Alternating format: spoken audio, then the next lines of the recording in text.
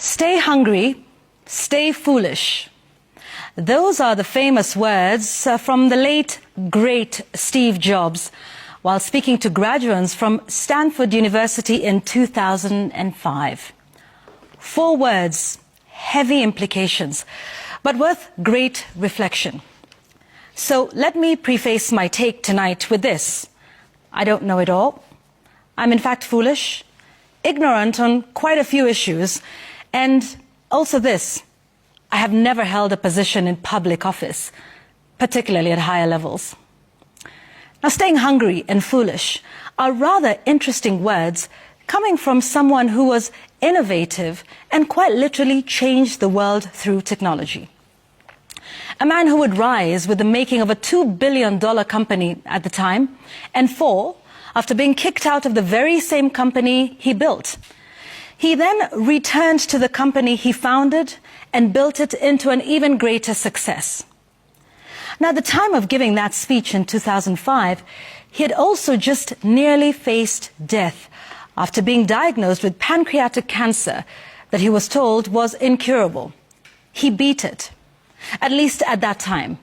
Now, it would later, however, get the best of him. That's a story for another day. But imagine a man who has built a $1 billion company, lost it, built another, making a triumphant return to his business, beating cancer, still saying he has much more to learn. He said this because it is the unending quest of life, to continue to learn, unlearn, relearn, and reinvent oneself and one's approach to everything in life. That goes for everyone, no matter the career they're in, be it in public or private service. Now, Steve Jobs knew a lot about computers and technology, but even he admitted in that speech that he didn't know what a pancreas was until his cancer diagnosis. And he didn't even have a PhD. One can only thrive when they continuously seek new knowledge, are open to countering opinions.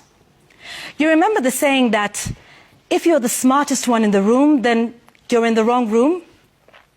Now, this may not have been his original thought, but it is largely associated with Jack Welch, who was the CEO of General Electric at some point. You notice how all of these sayings come from rather successful people? Perhaps they know a thing or two, not everything, about life and leadership. Such as, it is important to surround oneself with people who are smarter than you. And being smarter may not mean that they are more educated than you. It could also mean that they know things in areas that you don't. Surely, one cannot understand biology, chemistry, physics, economics, health, aeronautics, all at once.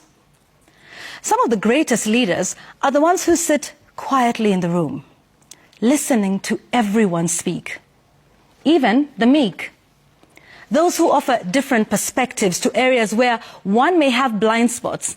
And yes, we all have blind spots, regardless of our level of education.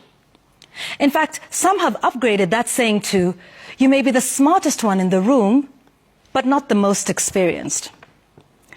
Now, let me use a medical scenario or analogy, because that's been my latest experience. So imagine if a doctor were to say to you that he's reached the epitome of his studies and does not need to learn anymore. What with all of the new discoveries of methods, techniques, and treatment approaches that are coming out every day?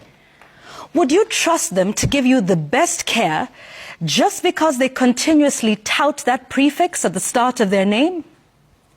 Aren't we the ones who challenge doctors when we see them saying, oh, but doctor, I read this in Google or some other site?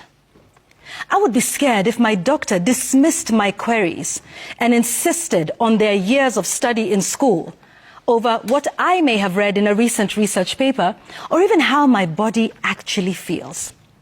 Now, if doctors can accept to be challenged in this way, so should every other professional, particularly those in leadership. One cannot continue to dwell in past knowledge. Now, let me finish with one last quote from Albert Einstein. And he said, "Death begins the day you stop seeking knowledge." Okay, hold up. before you bring a Subaru after me, because, you know, in this country we don't like to speak of death, that quote does not refer to actual physical death, but rather death of the mind. That's my take tonight.